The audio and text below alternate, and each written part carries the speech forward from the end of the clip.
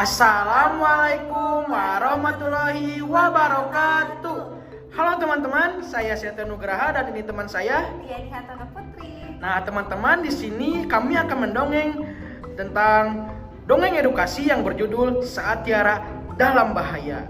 Nah teman-teman, sebelum masuk ke dalam dongengnya, di sini saya akan menjelaskan bahwa dongeng ini telah dibuat oleh Watik Ideo dan Jahara Keisa. Nah teman-teman, sudah menjadi kewajiban kita ya untuk mengingatkan orang-orang terdekat kita agar melindungi diri dari kekerasan seksual. Nah, langsung saja kita masuk ke dalam ceritanya. Selamat menyaksikan. Hari ini, hari Minggu, Sita dan Bima ingin bermain bersama. Mereka bertemu di lapangan. Sita, hari ini kita mau bersepeda kemana nih? Kita bersepeda ke taman saja yuk. Ke taman? Ayo kita pergi sekarang. Ayo. Nah, untuk menuju taman, Sita dan Bima harus menyusuri beberapa blok. Satu blok yang harus mereka lewati sangat sepi sekali.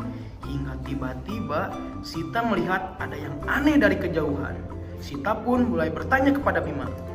Hei Bim, itu kan Tiara. Sepertinya dia sedang dalam kesulitan atau bahaya. Benar, itu kan Tiara. Ayo kita ke sana. Ayo. Dengan cepat, Sita dan Bima pun menggayuh sepedanya untuk menghampiri Tiara. Tiara adalah tetangga mereka. Ia adalah seorang tunarungu yang sehari-hari Tiara menggunakan bahasa isyarat saat berkomunikasi. Semakin mendekat, Sita dan Bima melihat dengan jelas ada dua anak yang sedang bersama Tiara. Satu anak menarik baju Tiara dan satu lagi hendak memegang tubuh Tiara. Tiara berusaha melindungi dirinya. Melihat itu, Sita tidak diam saja. Ia segera mendekat dan berteriak. Hei, berhenti. Jangan lakukan itu. Sita berteriak dengan sekencang-kencangnya. Sampainya di tempat Tiara berada, dengan cepat Sita menarik tangan Tiara dan berkata, Sini, ayo lebih baik kita pergi. Mereka pun segera pergi menjauhi dua anak tersebut sambil berteriak meminta pertolongan. Tolong, tolong, siapapun tolong kami. Namun naasnya tidak ada satu orang pun yang menghampiri mereka. Bima dan Sita semakin menjauhi dua anak tersebut.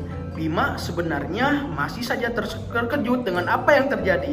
Di sepanjang jalan, ia pun bertanya kepada Sita. Sita, kenapa kita tadi harus pergi? Kita harus melindungi Tiara yang sedang dalam bahaya, Bima. Memangnya tadi itu kekerasan ya? Nah, Bima, kamu harus tahu kekerasan itu ada bermacam-macam. Nah, sebaiknya kita harus mengetahuinya. Yang pertama, ada kekerasan fisik. Nah, kekerasan fisik ini tindakan secara sengaja yang dapat mencederai atau melukai fisik seseorang. Contohnya seperti memukul, menampar, bahkan juga ada yang menonjok. Kemudian yang kedua, kekerasan verbal.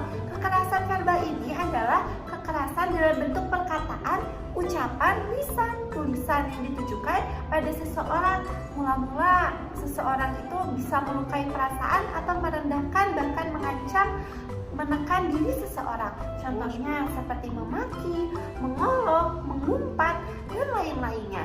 Kemudian yang ketiga, ada kekerasan relasional.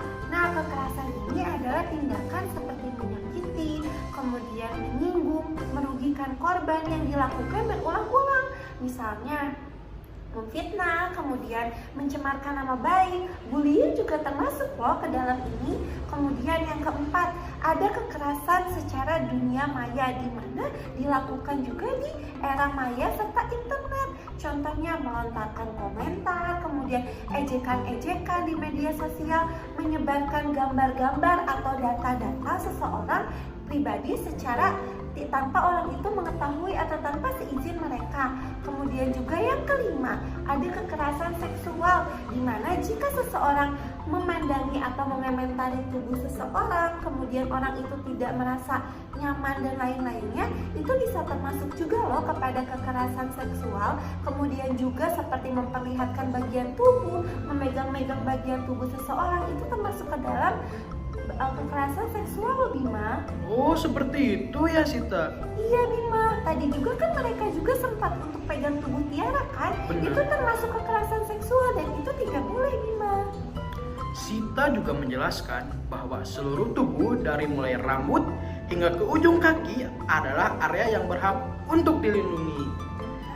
Orang lain juga tidak boleh menyentuh tanpa persetujuan kita loh Bima, seperti menyentuh mulut, kemudian dada, kemudian pantat atau bahkan alat kelamin itu sangat tidak boleh Bima.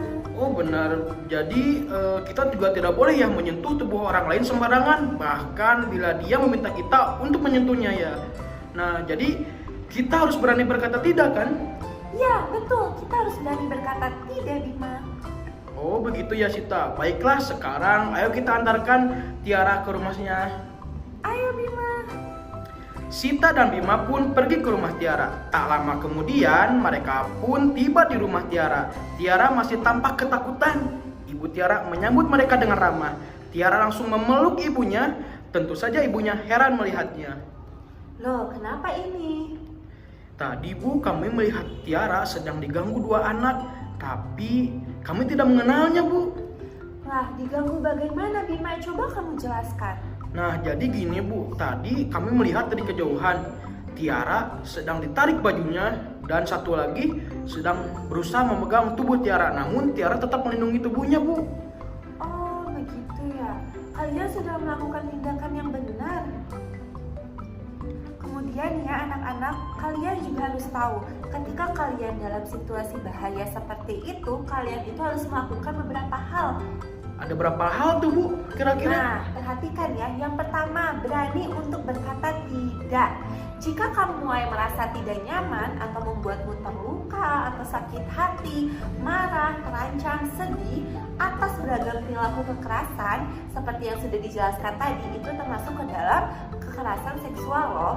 Nah, kalian pun harus segera pergi, berlari, menghindari orang-orang tersebut loh.